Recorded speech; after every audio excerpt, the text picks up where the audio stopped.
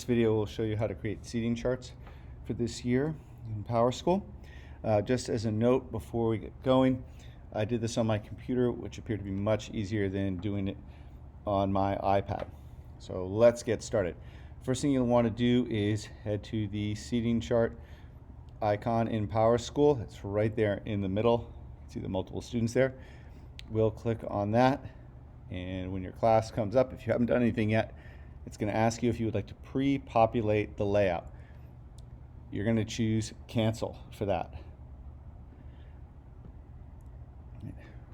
Once you completed that step, you want to head to seating chart design up at the top, the tab all the way on the right.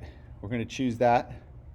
Our screen changes slightly, and now you can see you've got all sorts of things you can add to your layout. You've got under seats, rows, tables, and chairs.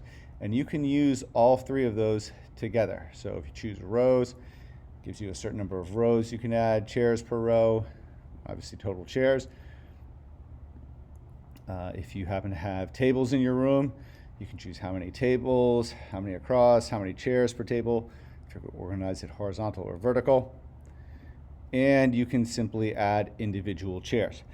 Now, as I said, you can use more than one of these features at the same time. So I'm going to choose tables, and I'm going to put one table in the room, and I'll just say that I've got 10 chairs at this table, and I'm going to add that in. You can see now we've got our tables in there. Now, if you don't like how it turned out, you made a mistake, you can see under controls, you've got remove, you've got undo, and when you're happy with it, save. So if I didn't like this, I could just hit undo and get rid of things. I'll put that back in. You can also start to click on individual icons, individual seats there to get rid of them as well. Again, you can use multiple features at once. So if I want to add another chair, I can do that. And once you get these items in, you can start to move them around as well. So there's my layout for my class. Now, once I've got a layout that I'm happy with, I want to save it.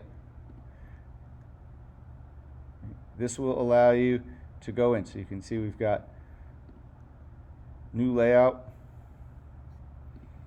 Oops, what I want. And we can change the name of our layout. So if I want to change it to something that tells me where this room is. So I've done that. I can hit OK. This will help you keep track if you're using the same room over and over again, if you teach in one spot, or if you're moving multiple rooms, you can create a new layout for each room. So I'm going to hit OK.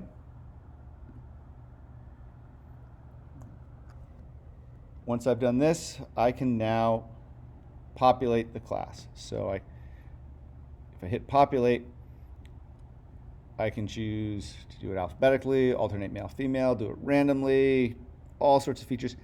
And, which may be better for all of us, you can simply drag students in to the layout. Again, once you're happy with it, you can hit save. And now you have your seating chart for your first class. When you head to another class, we'll go back to the home screen and choose seating chart again. Again, I don't want to pre-populate the layout. I'll go into seating chart design, choose new layout, and I can create a new layout from scratch. So if I'm in a new room, I can do that, or I can start from a pre-existing layout. So I'll choose that so you can see how that works. I'll hit next. Choose semester 1 of this year, and you can see there's the layout I created for my other class. I can choose that, and I'll hit finish. And you can see that layout's in there again. So if you're using a room more than once, you can choose that layout and just keep using it over and over again. Once you've populated your layout, you hit save, and you're done with another class.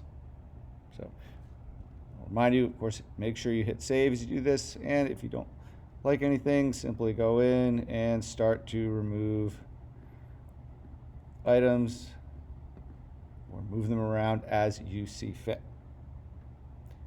Best of luck.